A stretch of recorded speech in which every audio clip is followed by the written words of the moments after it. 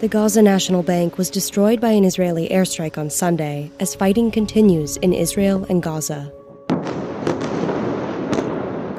More than 700 Israelis have been confirmed dead, and 560 Palestinians have been killed after Hamas over the weekend. Hamas worked with Iranian security officials to plan the attack, according to senior members of Hamas and Hezbollah, another Iran-backed militant group. Western leaders have denounced Saturday's assault and offered support to Israel. I've just spoken with Prime Minister Netanyahu to assure him of the UK's steadfast support as Israel defends itself against these appalling attacks. Iranian security officials helped Hamas plan the surprise attack on Israel, senior members of Hamas and Hezbollah said. The green light for the attack, which included air, land, and sea incursions, was given at a meeting in Beirut last week. A spokesman for Iran's mission to the UN said Iran stood in support of Gaza's actions, but didn't direct them. Hamas is considered a proxy group of Iran. The exact nature of how much Hamas is being led by Iran has always been unclear. But of course, they receive a lot of their funding from Iran, a lot of their training from Iran, and a lot of their weapons from Iran. That is according to Israeli officials here in Israel. The planning for the operation began in August, according to senior members of Hamas and Hezbollah. The direct Iranian involvement could raise the risk of a broader conflict in the Middle East. U.S. officials say they haven't seen evidence of Tehran's involvement. There's a long relationship between Iran and Hamas. In fact, Hamas wouldn't be around in the way that it is without the support that it's received from Iran over the years. In this specific instance, we have not yet seen evidence that Iran directed or was behind this particular attack, but there's certainly a long relationship.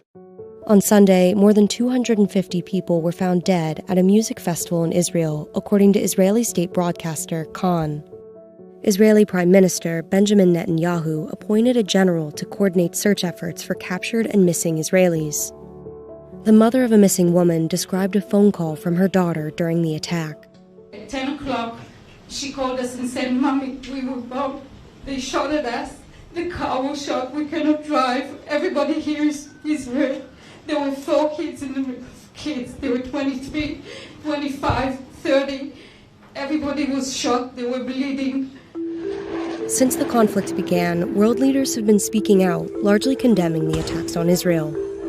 The United States said it would send additional military assistance to Israel, including equipment and weaponry. The U.S. also plans to move a carrier strike group closer to Israel's shores and Air Force jet fighter squadrons towards its skies. A move that signals its support and aims to deter Iran from taking advantage of the uncertainty in the region. A Hamas spokesperson said the decision to deploy an aircraft carrier near Israel by the U.S. is participation in the aggression against our people. The U.S. is sending one of its largest aircraft carriers to the region, and it's very clear who that's a message to. It's not the message to Hamas. It's not a message to Gaza. That's very clear.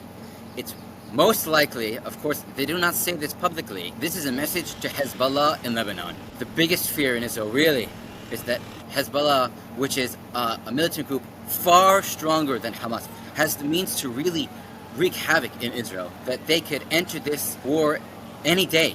Hezbollah is trying to deter Israel from invading Gaza, from creating a ground invasion into Gaza, and on the other hand, Israel and now the United States are trying to deter Hezbollah from joining this war.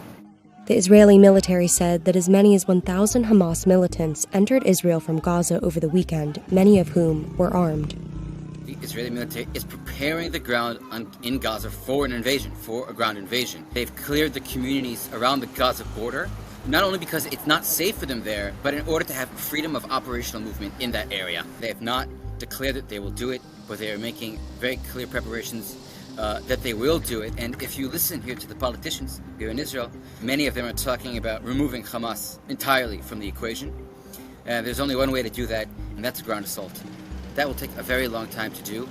It will be a very difficult and bloody battle.